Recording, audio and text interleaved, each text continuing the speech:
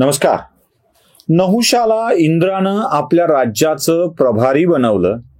नहुषाच्या मनात इंद्राची सगळी सुख उपभोगण्याची इच्छा झाली. तो स्वतःलाच इंद्र समजू लागला. इंद्राची पत्नी शची हिच्याही उपभोगाचा विचार राजा नहुषाच्या मनामध्ये येतो आहे. शची सुद्धा मोठ्या कौशल्याने सप्तऋषींनी वाहिलेल्या पालखीत तू माझ्याकडे आलास तर मी तुला उपभोगायला मिळू शकेल असा प्रस्ताव नहुषाकडे ठेवते. हा कामांध झालेला नहुष सप्तऋषींना आपली पालखी उचलायला लावतो. अगस्ती हळूहळू चालतायत असं नहुषाला वाटतं आणि तो नहुष अगस्ती ऋषीच्या डोक्यावर लाथ मारतो.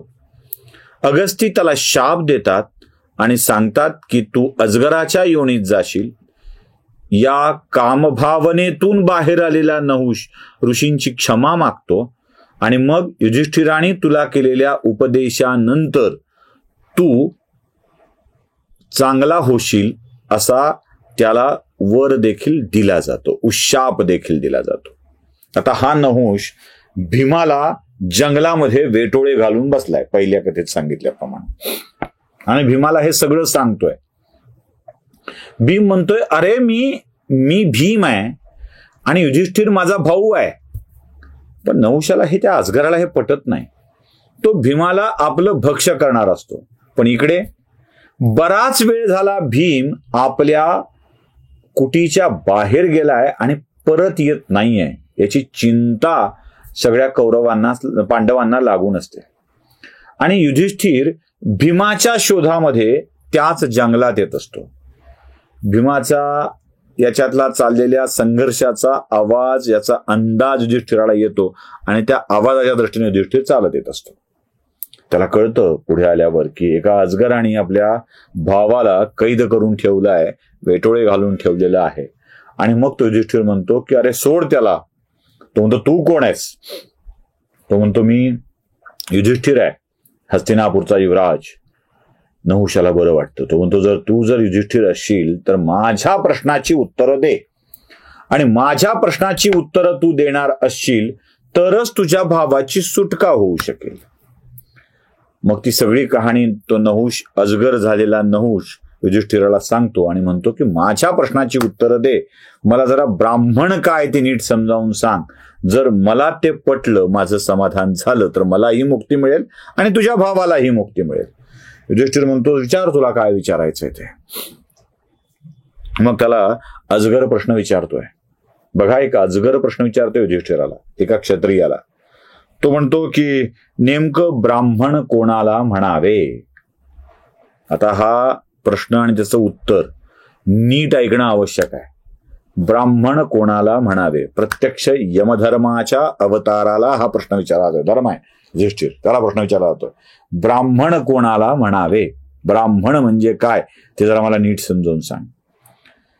आणि तो हेही म्हणतोय की एखाद्या ब्राह्मणाच्या पोटाला जन्माला आला म्हणून त्याला ब्राह्मण म्हणायचं का, म्हणून तो ब्राह्मण होतो का? तसं असेल तर त्याला ब्राह्मण म्हणायचं का? मग मी नहुष ब्राह्मणाच्या पोटी जन्माला आलो तर मी ब्राह्मण होईल का, असं तो विचारतो. तेव्हा युधिष्ठिर एक मंद स्मित करून उत्तर देतो, अजिबात नाही. कोणी ब्राह्मणाच्या पोटाला जन्माला आला म्हणून ब्राह्मण होत नसतो. तर मग कसा होतो ते नीट ऐक आणि सगळ्यांनी ऐकावं. जे कोणी वर्णाप्रमाणे स्वतःला ब्राह्मण समजतात त्यांनी ऐकावं. आपल्या जाणीवांच्या सह इंद्रियावर संयमांचे आवरण घालून जो नियंत्रण मिळवतो तो ब्राह्मण. मनातल्या जाणीवांच्या सह इंद्रियावर संयमाचं आवरण घालून जो नियंत्रण मिळवू शकतो त्याला ब्राह्मण म्हणावं. इंद्रियावर संयमाचं आवरण घालता आलंच पाहिजे.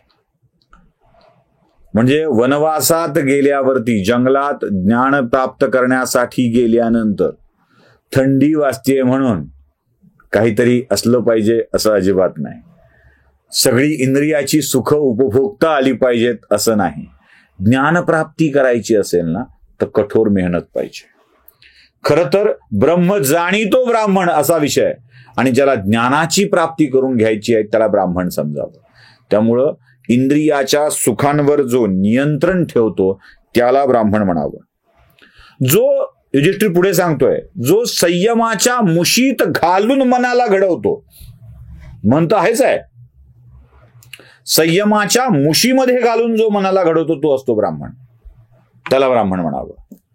म्हणजे नुसतं इंद्रियाचं सुख नाहीये, मनाला सुद्धा संयमाच्या मुशीत घालता आलं पाहिजे. एकदा तुमच्या मनावरचा संयम संपला, ताबा गेला की सगळं संपलंय, लक्षात ठेवा.